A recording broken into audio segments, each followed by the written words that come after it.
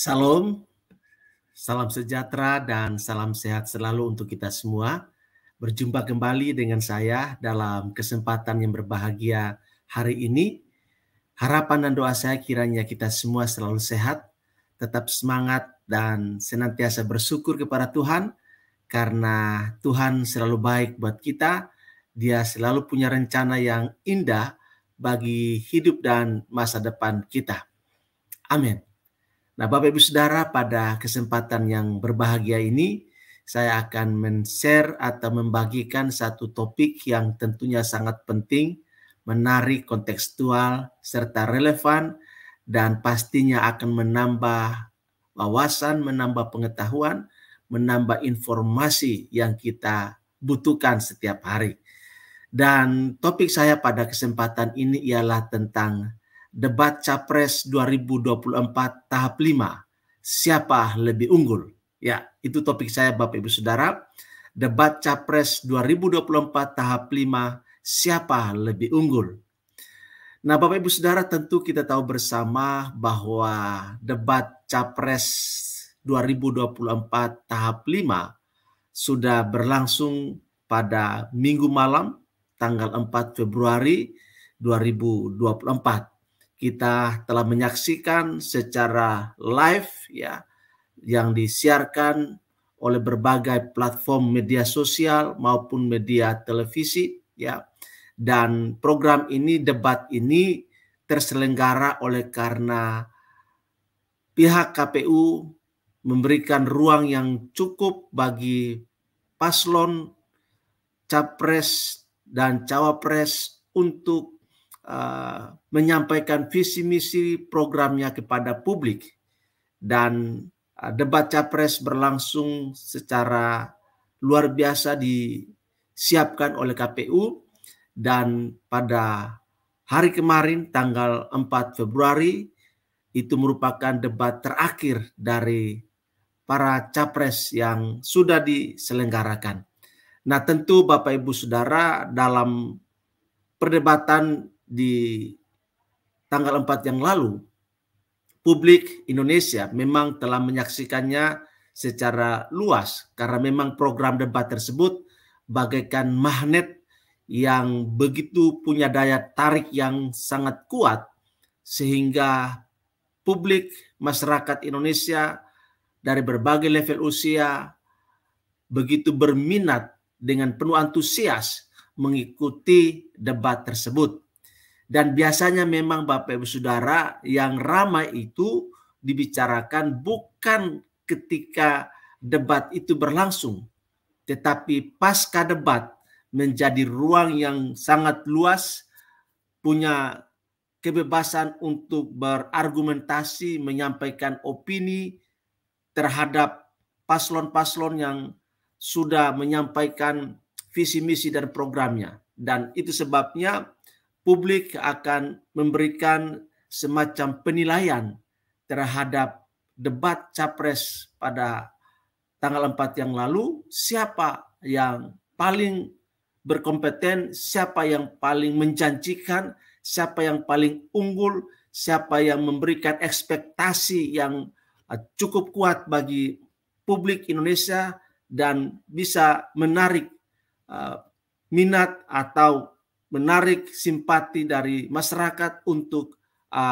mencoblos dan memilih capres tersebut. Nah, Bapak Ibu Saudara, pada kesempatan ini saya akan men-share untuk kita semua ya satu judul topik yang saya sudah siapkan untuk kita semua ya. Saya akan share buat kita dalam peluang ini ya. Sebentar ya Bapak Ibu, bentar ya.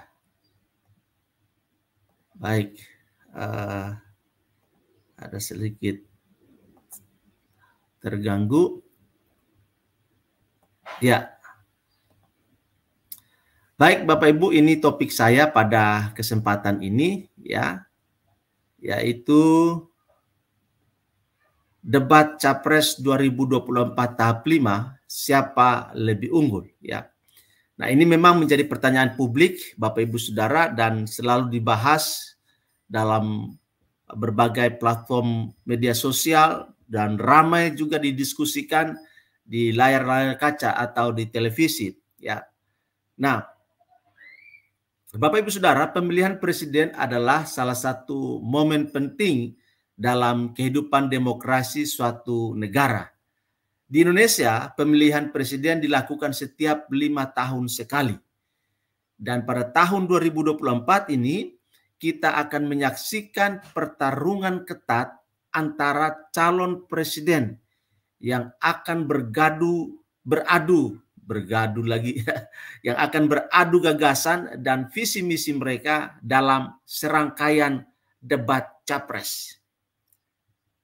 Nah, Bapak Ibu Saudara, debat capres merupakan salah satu platform yang penting bagi calon presiden untuk mempopulerkan, untuk memperkenalkan diri, menyampaikan program-program mereka, dan memastikan serta meyakinkan pemilih bahwa mereka adalah pemimpin yang terbaik untuk memimpin negara kita 5 tahun ke depan. Nah, debat-debat ini menjadi kesempatan bagi kita semua, masyarakat Indonesia, untuk melihat kemampuan dan karakter dari calon presiden, serta membantu kita untuk mengevaluasi gagasan dan visi misi yang mereka tawarkan, mereka sajikan, mereka ajukan kepada kita semua. Nah, Bapak Ibu Saudara, dalam tahap 5 debat Capres 2024, ketiga calon presiden yaitu Anies Baswedan, Prabowo Subianto, dan Ganjar Pranowo akan berkompetisi dalam berbagai tema yang tentunya relevan dengan kehidupan masyarakat Indonesia. Nah, salah satu pertanyaan yang sering muncul adalah siapa yang lebih unggul dalam debat-debat ini? Apakah ada calon presiden yang berhasil menonjol, tampil all out, dan memberikan sebuah kepastian serta meyakinkan kita sebagai pemilih? Ini yang menjadi pertanyaan kunci, Bapak Ibu Saudara. Nah, untuk menjawab pertanyaan ini, kita perlu melihat hasil debat sebelumnya dan juga melihat perkembangan kampanye masing-masing dari calon presiden.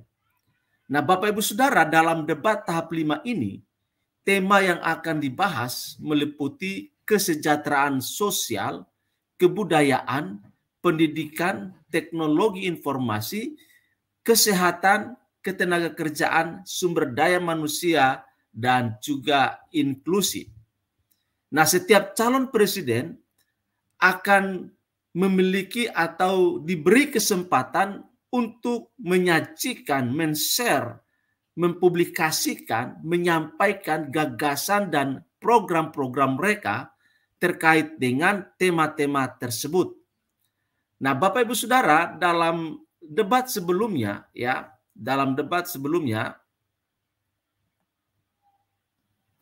ketiga calon presiden telah menunjukkan kapasitas, skill, keahlian, pengetahuan yang mereka punya dalam berdebat. Misalnya sebagai contoh, Anies Baswedan, calon presiden nomor urut 1, 01, telah berhasil membawa pengalaman dan prestasinya sebagai Gubernur DKI Jakarta. Dia telah mengusung program-program yang berfokus pada pendidikan, kesehatan, dan juga kesejahteraan sosial. Nah, dalam debat-debat sebelumnya, Anies Baswedan telah mampu menyampaikan visi misinya dengan jelas dan meyakinkan. Sementara itu, Bapak Ibu Saudara, Prabowo Subianto sebagai calon presiden nomor urut 02 juga memiliki pengalaman yang mumpuni dalam dunia politik dan tentunya militer. Dia telah menjadi calon presiden dalam pemilihan sebelumnya dan memiliki basis dukungan yang sangat loyal dan tentunya juga sangat kuat. Nah, Prabowo Subianto telah menekankan pentingnya kedaulatan ekonomi dan pertanian dalam program-programnya. Dia juga telah berfokus pada isu-isu keamanan dan pertahanan negara. Selanjutnya Bapak Ibu Saudara, Ganjar Pranowo sebagai calon presiden nomor urut 03 adalah, kita tahu bersama, beliau merupakan gubernur Jawa Tengah yang tentunya memiliki pengalaman yang sangat kaya dalam konteks pemerintahan daerah. Dia telah mengimplementasikan program-program yang sukses dalam bidang pendidikan, kesehatan, dan juga infrastruktur. Dalam debat-debat sebelumnya, Ganjar Pranowo telah menunjukkan kemampuan komunikasi yang baik dan mampu menyampaikan gagasan-gagasan atau ide-idenya secara komprehensif dan juga transparan serta jelas. Namun Bapak Ibu Saudara, menentukan siapa yang lebih unggul dalam debat-debat ini tentu tidak hanya bergantung pada kemampuan retorika, kemampuan berbicara, kemampuan berkomunikasi, dan kemampuan dalam men-share, mempresentasikan atau menyampaikan gagasan-gagasan mereka.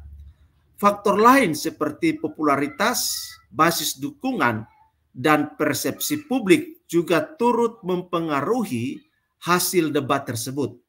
Oleh karena itu Bapak Ibu Saudara, kita perlu melihat hasil survei dan tanggapan yang berlangsung, ya, tanggapan masyarakat terhadap setiap calon presiden setelah mereka menyelesaikan proses debat yang telah diselenggarakan oleh KPU. Kemudian Bapak Ibu Saudara, survei-survei yang telah dilakukan setelah debat Capres 2024 menunjukkan juga dinamika ragam hasil yang berbeda satu sama yang lain. Nah, beberapa survei menunjukkan bahwa Anies Baswedan memiliki keunggulan dalam hal popularitas dan dukungan publik. Namun Prabowo Subianto juga memiliki basis dukungan yang kuat dan telah berhasil mempengaruhi pemilih dengan program-programnya. Kemudian Ganjar Pranowo juga tidak boleh diabaikan karena dia telah menunjukkan kapasitas, kemampuan yang baik dalam berkomunikasi dan tentunya memiliki pengalaman yang relevan dalam konteks pemerintah daerah, dan pengalaman tersebut bisa menjadi bagian yang sangat penting untuk menjadi presiden 5 tahun ke depan. Nah, Bapak Ibu Saudara, dalam debat Capres tahap 5 ini, kita dapat mengharapkan ketiga calon presiden untuk menyampaikan gagasan dan program-program mereka dengan lebih rinci dan mendalam. Mereka akan berusaha meyakinkan pemilih bahwa mereka adalah pemimpin yang terbaik untuk negara kita 5 tahun ke depan. Namun penting bagi kita sebagai pemilih untuk melihat dengan kritis dan menganalisis dengan seksama setiap gagasan dan visi misi yang mereka ajukan. Kemudian Bapak Ibu Saudara, kita juga perlu mengingat bahwa proses debat ini hanyalah salah satu aspek, salah satu elemen, salah satu bagian dari proses pemilihan presiden. Selain debat, kita perlu melihat rekam jejak dan prestasi masing-masing calon presiden serta mempertimbangkan nilai-nilai dan prinsip yang mereka anut atau mereka pegang.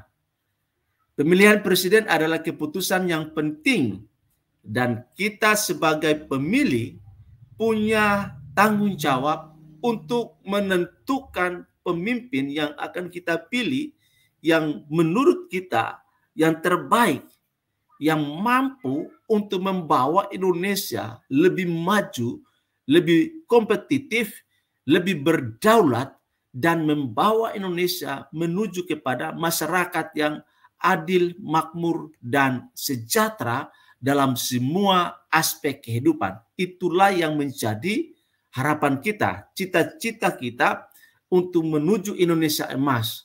Ini juga perlu kita pikirkan, apakah pemimpin-pemimpin ini, tiga paslon capres ini mereka punya kapasitas, punya kapabilitas, punya integritas untuk membawa Indonesia menuju Indonesia Emas 2045. Ini yang perlu kita pikirkan dengan baik sehingga kita menetapkan hati untuk mempercayakan suara kita kepada mereka dalam mengimplementasikan, menghadirkan Indonesia yang sejahtera. Nah, Bapak Ibu Saudara, sebagai bagian akhir dari sajian saya pada kesempatan ini ialah debat Capres tahap 5 dalam pemilihan presiden 2024 merupakan momen penting bagi ketiga calon presiden untuk memperkenalkan diri, mempopulerkan dirinya, menyampaikan, men-share, membagikan, mempresentasikan gagasan, ide, dan program-program kerja mereka, dan memberikan kepastian serta meyakinkan kita sebagai pemilih bahwa mereka adalah pemimpin yang terbaik, yang layak untuk kita pilih. Siapa yang lebih unggul dalam debat-debat ini akan bergantung pada berbagai faktor, termasuk kemampuan berbicara, popularitas, dukungan publik, dan persepsi masyarakat terhadap apa yang tersaji dalam debat yang sudah berlangsung. Nah, oleh karena itu Bapak Ibu Saudara, penting bagi kita sebagai pemilih untuk melihat secara cerdas, kritis ya, dan menganalisis secara sungguh-sungguh dengan seksama setiap ide, setiap gagasan, dan tentunya juga visi misi yang telah diajukan, telah disampaikan, telah dipresentasikan oleh ketiga capres. Ya, pemilihan presiden adalah keputusan yang penting dan kita harus memilih pemimpin yang terbaik untuk negara kita Indonesia tercinta ini. Sehingga pada akhirnya Bapak Ibu Saudara, kita dipastikan memiliki pemimpin baru yang akan memimpin Indonesia 5 tahun ke depan. Jadi siapa yang paling unggul dalam debat Capres 2024 tahap terakhir atau tahap 5 yang diselenggarakan oleh KPU? Saya sudah men-share-nya kepada kita semua. Bapak Ibu sendiri yang menyimpulkan siapa kira-kira yang lebih unggul dari 3 capres yang sudah menyajikan visi misi dan program kerja mereka. Siapa yang paling realistis, siapa yang hanya omon-omon, ya. Siapa yang hanya janji-janji di awang-awang, siapa yang bisa mengeksekusi secara realistis, konkret program kerjanya, maka kita akan menentukan pilihan siapa yang akan kita dukung untuk menjadi capres atau menjadi presiden Indonesia 5 tahun ke depan.